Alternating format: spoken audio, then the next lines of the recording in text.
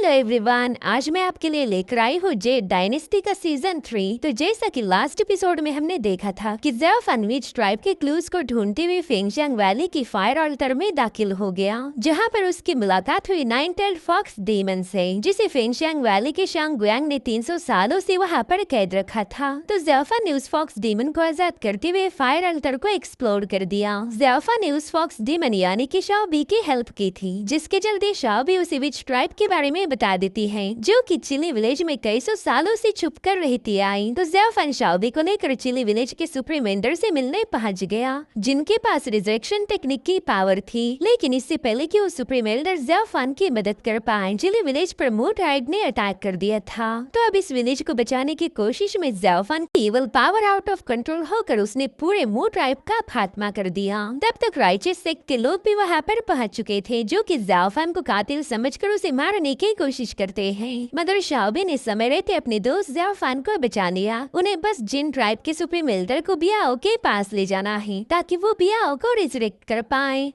अब आगे तो इस एपिसोड की शुरुआत में हमें एक नरेटिंग वॉइस बताने लगी कि हजारों सालों पहले 10,000 ग्रेट माउंटेन्स में एक बहुत ही भयानक डीमन पैदा हुआ। उसमें ऐसी गजब की पावर्स थी कि वो इस दुनिया के पूरे डिमोनिक बीस्ट को कंट्रोल कर पाए। तो उस डीमन ने इन्हें बीस्ट का यूज करके पूरी दुनिया में क्यास मचा दिया। उसने न जाने कितने ही मासूम इंसानों की जाने ली। पूरी दुनिया तबाही की कगार पर थी। मगर उसी वक्त एंशिएंट ट्राइब के 5 वॉरियर्स ने उसके साथ जंग की शुरुआत कर दी। उन्होंने अपनी जान पर खेलकर इन डिमोनिक बीस्ट का मुकाबला किया, मगर अफसोस वो लोग इन डिमोनिक बीस्ट को हरा नहीं पाए। उस वक्त प्रिस्टेस लिंगलॉन्ग ने एक ऐसे फॉर्मेशन को एक्टिवेट किया जिसका मीडियम खुद उनकी बॉडी थी।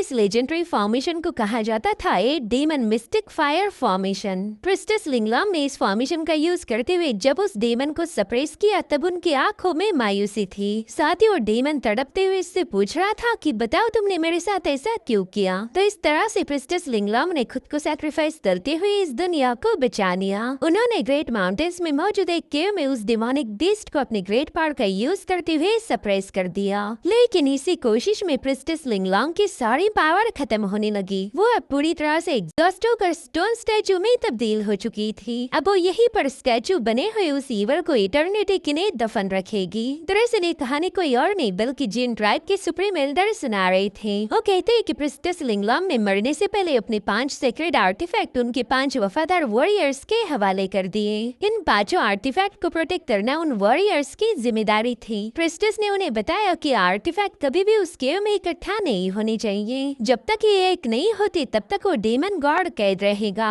इसीलिए कभी भी इन आर्टिफैक्ट को एक दूसरे के पास मत लाना। मगर आहताई ने मेरे साथ फाइट करते वक्त 20 डेमन किंग की स्पेशल पावर यानी कि डेमन्स ब्लैक फायर का यूज किया था, जिसके चलते मुझे डर लग रहा है कि कहीं वो बीस्ट गॉड इस दुनिया में वापस न आ जाए। साथ ही साथ सुप्रीम एल्डर अब काफी ज्यादा बीमार थे, तो ज़ेफ उन्हें संभालने लगा। वो अपने डिवाइन पावर का यूज करते हुए उन्हें थोड़ा सा हील कर देता है। उन्हें बताता है कि एल्डर इस दुनिया की हर एक चीज लाइफ एंड डेथ के साथ कनेक्टेड है। जब भी निराशा आती है वो अपने साथ एक नई उम्मीद भी लेकर आती।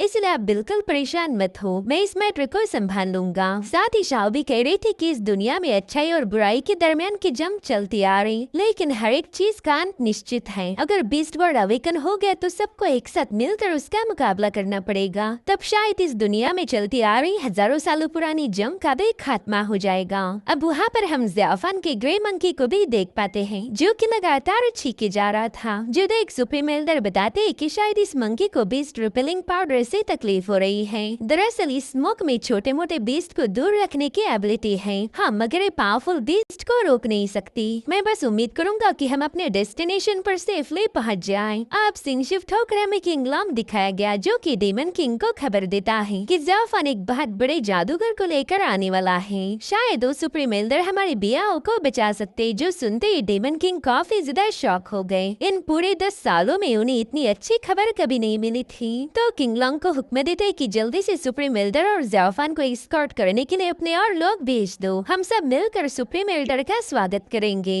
अब किंगलॉन्ग के वहाँ से जाते ही वो अपनी बेटी बियाओ से कह रहे थे कि मैं तुमसे मिलने के लिए बेताब हूँ, प्लीज अब अपने फादर के पास वापस आ जाओ। जिसके बाद सीन शिफ्ट होकर हमें मिस जियो दिखाई गई, जो कि ज़ेफ के बारे में ही सोच रही थी। तभी टियानियन पिक का मॉन्क फाशियान उससे कहने लगा कि मैंने जिन ट्राइब के लोगों से बात की थी। उन्होंने मुझे बताया कि चिली विलेज पर